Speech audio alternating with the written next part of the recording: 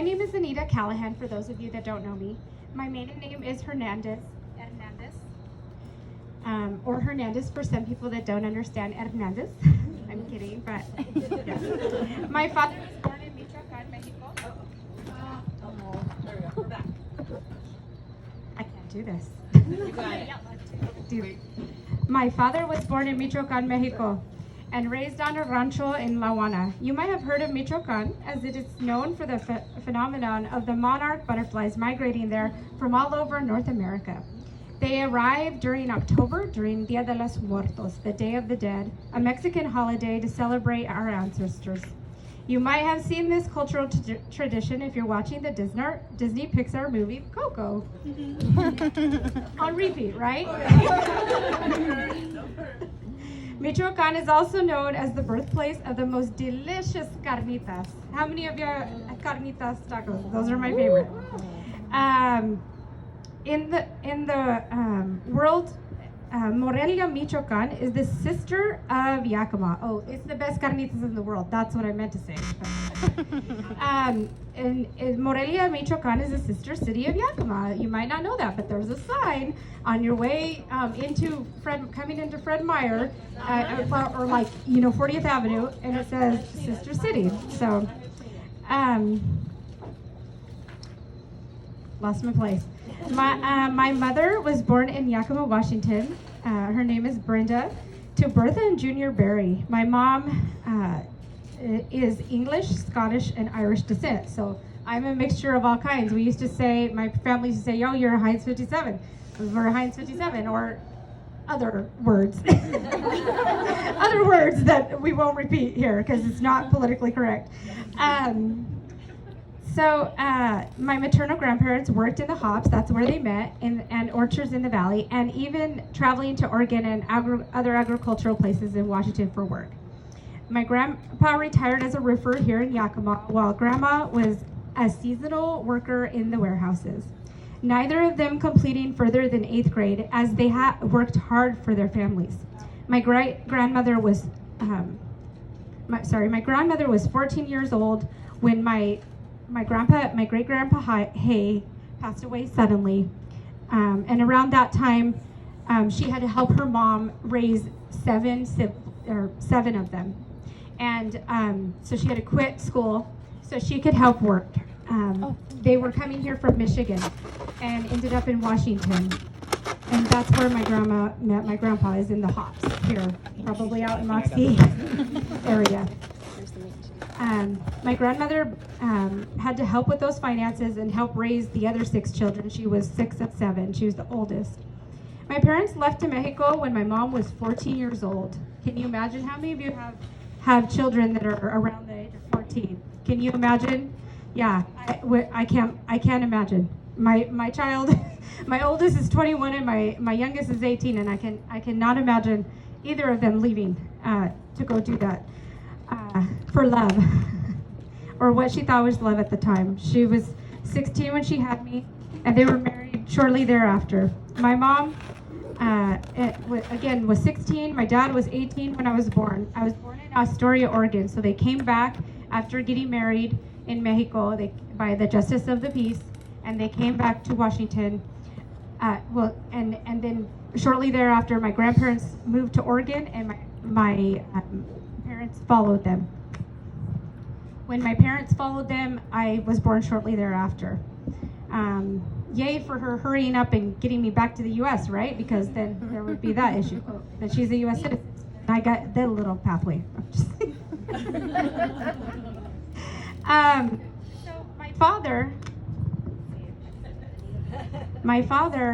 was an illegal immigrant, but they were married now. And so what ended up happening is my mother decided, or my mom, they were married, and so she applied for a working visa for him, or working card for him.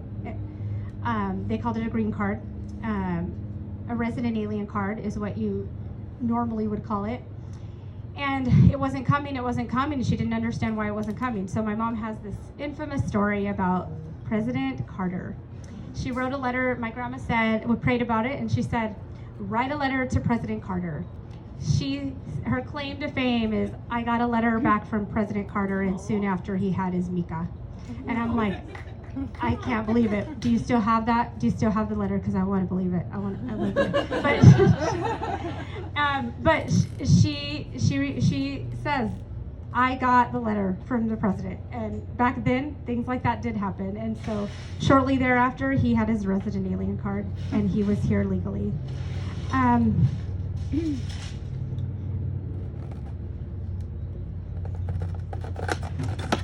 When I was 18 months old, my brother Raymond was born. At the age of 3 years old, my parents divorced. My brother and I got caught in the middle of the divorce. My father took us to Mexico because there was all these feuds happening between my mother and father. When he took us to Mexico, we lived there with my dad, my paternal grandmother, and my stepmother. And we didn't have modern American amenities. No readily available running water, no indoor plumbing, no electricity. I vividly recall washing my only outfit in the river on the rocks. I babysat Raymond while the adults worked, and once had to save him from drowning in the river when he was a toddler, and I was only a little bit older than him. That was and still is a very hard life for people who live there. I do not remember much more of that time, but remember when my mom finally came to get us. It was 2 years later. I told her all about our adventures, both good and bad, and the story that I always told her was I saved Monchi in the river. I saw, his name's Raymond Ramon Monchi. They called him Monchi, and they still to this day, my family on that side. So, ¿a dónde Monchi? Where's Monchi? Monchi. And I'm like, okay, my brother's over there. His name is Ray.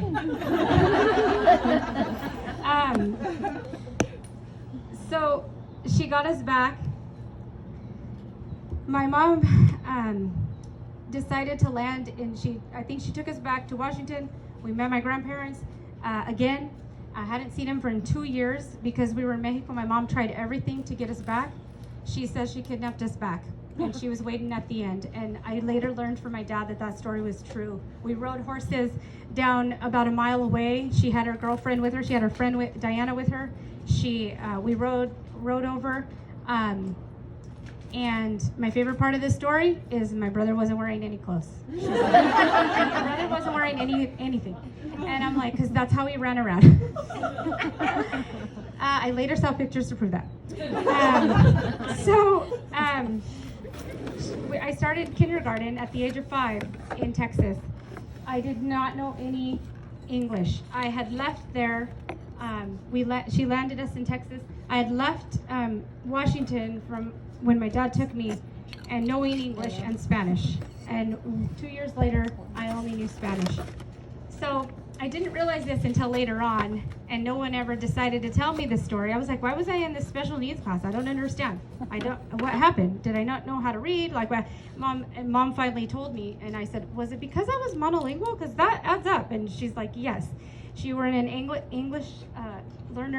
language learner class, and within just a few months, I was like, I ain't staying there. I'm staying here. Because there were only like a few kids in that class, and all the cool kids were in that class. So I was like, I'm going to be over there, like all the cool kids in junior league. I'm going to be over there. I'm going to be over there. And within months, I was like over there.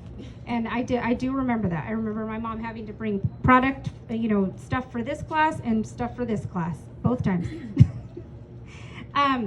So I only spent a year there going to kinder. And then my mom decided to move us back to Washington with my maternal family. I attended first and half of second grade at McKinley Elementary here in Yakima. I attended the other half of second grade in Natchez, third grade at McClure. As at this time, my brother and myself were now living full-time with my grandparents due to some circumstances that were out of our control. Throughout my life, for a number of years, my brother and I lived off and on with my maternal grandparents. My grandmother used to tell us how difficult it was for us to communicate at first because they only spoke English and my brother and I only spoke Spanish. And we easily, transitioned over. But we wanted to forget about Spanish because that time without our mom, even though we probably loved our dad, it just was so traumatic for us. We just wanted to be with my mom. We would probably have preferred to be with both, just like any children. But at that time, my grandma always said, I always thought it was because that you wanted to forget all about Spanish. You didn't want anything to do with Spanish. You would say you weren't Mexican. You would say you were white, because you wanted to be like the rest of the family, and you were traumatized from not being here with us. And that's true. I was ashamed to be Mexican at the time because I only saw blonde-haired, blue-eyed family, and we were a little bit browner. Even though I'm very white passing, we were a lot browner. Especially my brother was a lot browner than them, and they would call us names that are not politically correct. Not my grandparents, but my aunts and uncles, just to joke around. And I later learned that those are not appropriate words to say in a hard way. Like somebody scolding me, like, don't, you shouldn't say these things.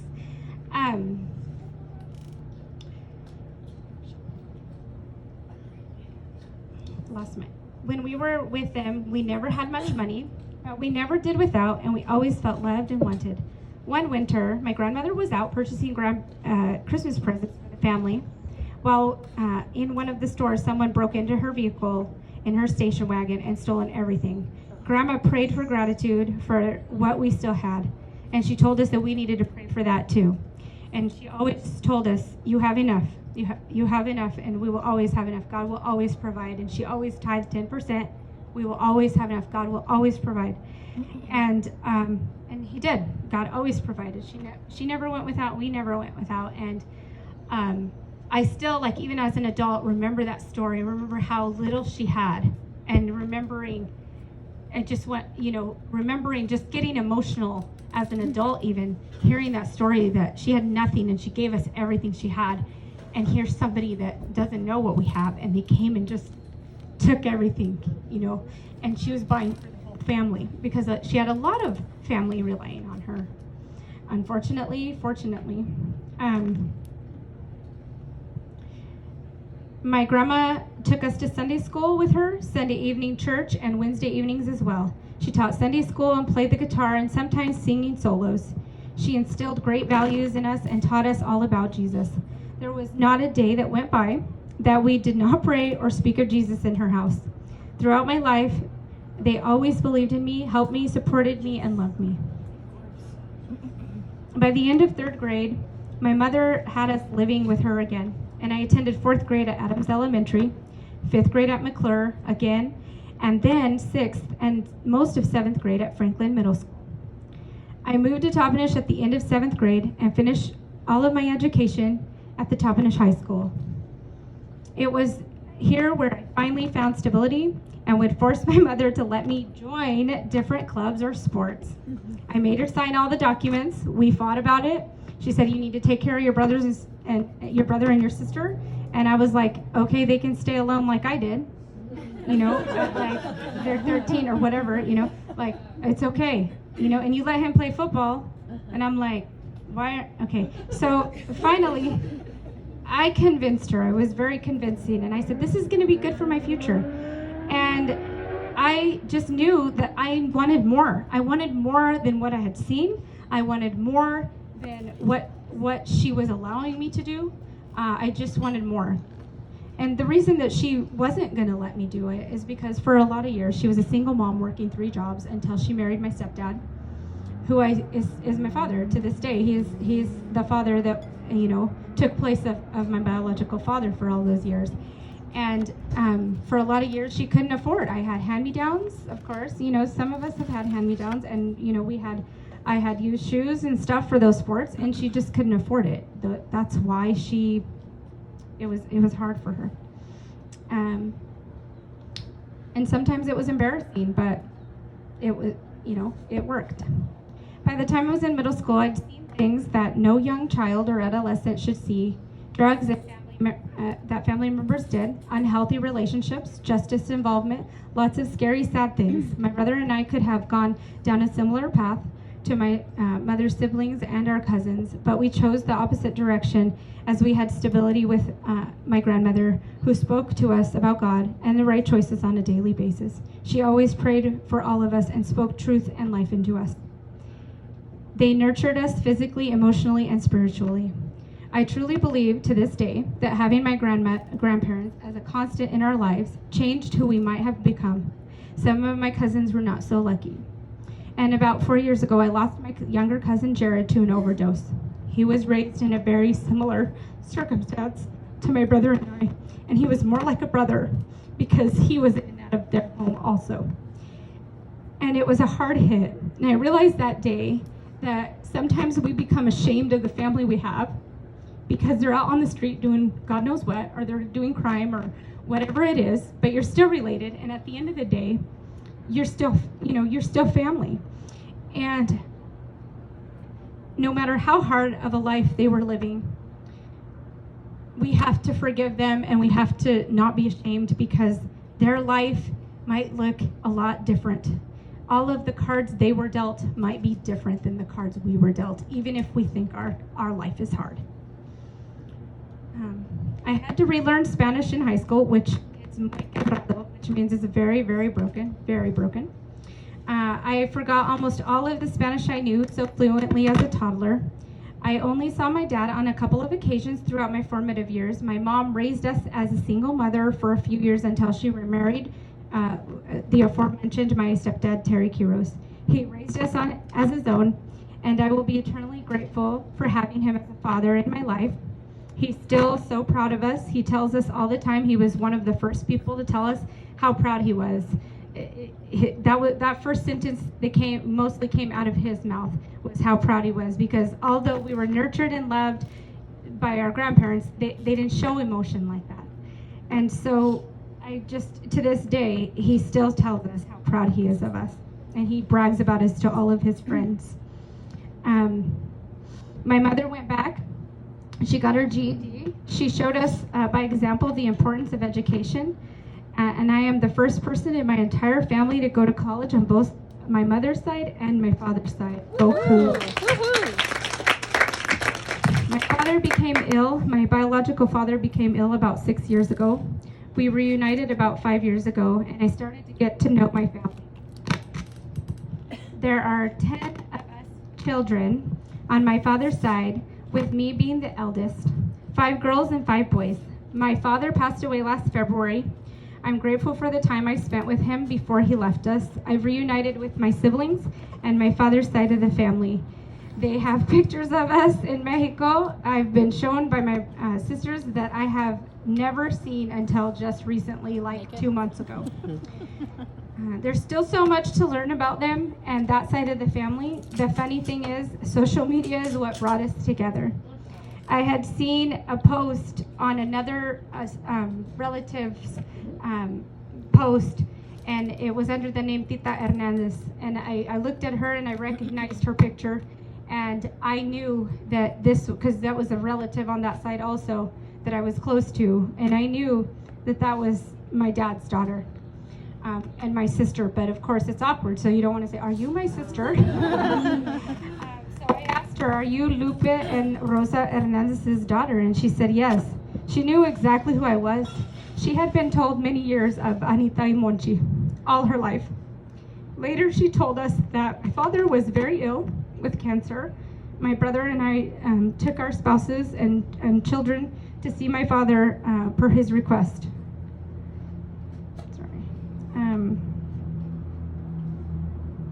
He was doing okay by then, and it was a very emotional reunion. Tita reached out and also invited us to her wedding. I mean, it just took one of the other siblings, one of the 8 siblings, to reach out and just, olive branch, and she invited us to the wedding. My brothers called me and said, "Are you going to go to her wedding?" And I was like, "I don't know. Are you going to go to her wedding?" And he's like, "I'm not going to go unless you go." And, I'm like, here we are, grown adults with our own families. And we were both like, "I don't know. Should we go? Should we go?" And so I said, "I really want to go, but it's just going to be awkward." And we had this whole conversation. We drug our whole families along. And they were like, "Why are we meeting these people?" The mariachi, what is that? What is that? No, they knew what mariachi was. You can't go to a wedding or a quinceañera in the Yakima Valley and not have a mariachi. I mean, just saying. So my father welcomed us at the wedding with open arms. He was very happy that we were at the wedding. He was very, very smart, though. He brought this huge bottle, and I'm not kidding when I say it was like this tall, from Mexico. And he put it in the middle of the table that my family was at, that Raymond, that Monchi and I were at. he put it in the middle, and I was like, we don't do shots though. But we don't do I mean, I could do shots, but we don't do shots. My brother won't do shots. I swear he won't. And he goes, no, you're going to have a shot with me. And so we had a shot with him. And it brought all of the family. And so that's what I mean by he was very smart, because they saw the tequila bottle, and they were like, who are you? But really, what happened was they all came, and people were crying. And it was awkward, and I felt like I had to cry too. But I was, because I see someone crying and I have to cry. But they were crying, and they were hugging us, and they were saying, I have not seen you for many, many years. And I go, I know, I'm like 40 some years old now. I'm 40. Like, you haven't seen me in like 35 years. Like, yeah. So I saw so many aunts and uncles and cousins, people even crying. Again, it was touching and just a very emotional time. Just people like, oh my gosh, I grew up with you at the rancho. I know you. I remember. And I'm like, I don't remember you though. But it was really emotional. Like, I remember bits and pieces, of Mexico, but it was just, I'm trying to get in there and just remember that part of your life. But those are your very important time of your life, and if it's so many changes, you will block things out. You guys, if you've studied anything about brains and children, neurological stuff, that they will forget stuff. I'm happily married, mother of 2. Both of my kids go to Gonzaga University. Go Zags! Woo! I have constantly reminded them how easy they have it here. And most of their problems are literally first world problems. We have tried to teach them empathy for others. When a story about another child has come to me and told to me by them, and someone is being rude to them, or just anything, or they're worried about somebody, I often remind them there's more going on, and tell me more. Or I ask them, I interview my kids and say, oh, well, tell me more about this, or tell me more about that. And I usually come to the realization that every child is faking it until they make it. Not every child, but most children, and thank God for resiliency, but they are. And I often remind them of that, like how easy they have it and what a good life they have, and they should reach out, and we should pray for them. And that's, not all, like, don't lay hands on them, because they might not like that. But, no, but that we should pray for them, and in our way that we know how to pray. And we should seek understanding and again, empathy. We have told them truths about our family, my raising, so that they know that we have done everything we can to make their life better and easier, and so they know they're warriors. They can do anything. Both of them are studying poli-sci pre-law. My son switched this last year from aerospace to pre-law because of his empathy, because he wants to help people. And I could not be prouder. I mean, it might cost a little more, but I can't be prouder. So he's trying to run again. I'm just my son is a senior who's applying for law schools, and then this year my daughter is currently a freshman. I just dropped her off. So, my brother and his wife, both of whom are educators. My sister-in-law just got a job with ESD 105 after working many years at the Toppenish School District. And my brother and she had a similar upbringing than us, like us. And then I swear we're related, but thank God we're not, because my brother's married to her. But because she had such a similar upbringing. And is so successful and so educated, and I'm like, okay, what degree are you getting this time?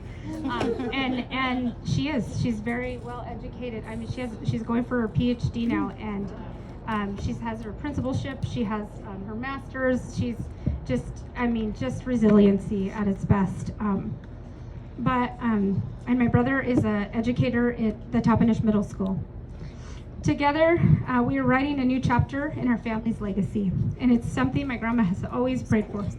And when I dropped off my kids, each of them individually, I told them on both sides, your grandmothers have prayed for this day, and you will do everything in your power to change the story for our family, because there have been generations and generations of poverty, and you're on both sides. and you will do everything within your power to make a difference in this world for other people, not for just other people, but like for our family's sake, for the legacy that you leave. I like to think of our story as one of overcoming adversity. I worked at the Washington State Department of Social and Health Services for almost 23 years since I left college. I determined eligibility for public assistance, cash grants, food assistance, and Medicaid. I was a work first case manager helping impoverished parents look for, find, and hold down work. I worked as a work first and social service supervisor, and now I manage contracts for the Basic Food Employment and Training Program and auditing their work, ensuring career support services. I see day in and day out, lost my train of thought, lost my place. Ensuring contractors that help SNAP recipients get education, jobs, and career support services. I see day in and day out what can become of young people who grow up in poverty, who have unstable home lives, whose families struggle, whose families don't know how to apply for scholarships, let alone college. I can empathize with them. I know the journey, and I know the way out. Too many times, people who start with very little opportunity, who go to underfunded schools with overwhelmed teachers and administrators who are overburdened, where early childhood education is not readily accessible and parents struggle to find and keep housing, cannot focus on their children's school, work, where gangs, violence, abuse, chemical dependency, and instability are plentiful, but health care, support, and stability are lacking. It's easy to fall into and stay into that cycle of poverty. And given that it is Hispanic Heritage Month, I would like to end this discussion with something a little more lighthearted and just talk to you about words and how words are very, very important. I would like to discuss the terminology associated with Hispanic heritage so that everybody here has a shared understanding of some important terms. The first term I would like to cover is Latino, Latina, or Latinx. Spanish is a language where words have gender. Latino is a person of Latin American origin or descent, especially a man or a boy. Latina is a person of the same origin or descent, especially women or girls. And Latinx is an attempt to make a gender-neutral identifier for all people of Latin American origin or descent. Hispanic is anyone from Spanish-speaking country. This would include people from Spain and all the Spanish-speaking countries around the globe.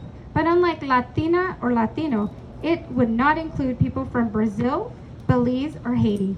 The reason these particular countries are not included in the group of Hispanic is because their official language is not Spanish.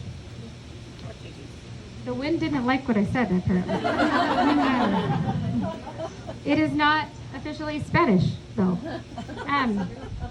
The 26 Hispanic countries are Argentina, Bolivia, Chile, Colombia, Costa Rica, Cuba, Dominican Republic, Ecuador, El Salvador, Ecuador Guinea, Guatemala, Honduras, Mexico, Nicaragua, Panama, Paraguay, Peru, Puerto Rico, Spain, Uruguay, and Venezuela. Don't come at me with how I pronounce those if they were wrong, okay? Mexicano or Mexicana. These terms are used to identify people specifically from the country of Mexico or whose lineage traces back to Mexico. As one might imagine, you might be offended if somebody said, just because you spoke just English, that you're just from England, right? The same needs to be taken into consideration when using terms Mexicano or Mexicana. Not everyone who speaks Spanish can trace their roots back to Mexico. There are 26 countries across the globe where Spanish is the official language. Again, 26. Chicano or Chicana. Some people who are born in the United States still self-identify as Mexicano or Mexicana, even though they were not born here. Others may self-identify as Chicano or Chicana, as this term is coined specifically to identify folks that were born in the United States who are of Mexican descent. Tejano is a term for people from Texas, back to U.S. Specifically who are of Mexican descent. Those of us who remember U.S. history should recall that vast tracts of the southwestern United States used to be Mexico. Land in Arizona, California, New Mexico, New Mexico, Texas, that border, or Nevada, Colorado, and as far north as Utah were all Mexico. When the border moved, many of the people inhabiting these areas did not leave, leaving behind centuries of vibrant heritage, traditions, and language. The Spanish language has been traced back to the year 1565 in the state of Florida. Some of you might have heard this story or this saying of people from Texas. We didn't cross the border crossed us. And they are very proud to be Tejano. So don't call them Mexican, because they don't want to be Mexican, some of them. They want to be Tejano, because that's where their family is from. Yeah. The one thought that I would leave you with, though, is in regards to Hispanic Heritage Month.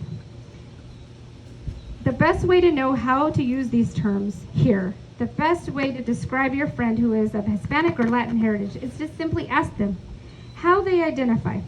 When we get to know each other, when we share our history, our heritage, our customs, our true selves, we make a connection with another person, and those interpersonal connections are what matter most. Thank you for listening to my TED Talk.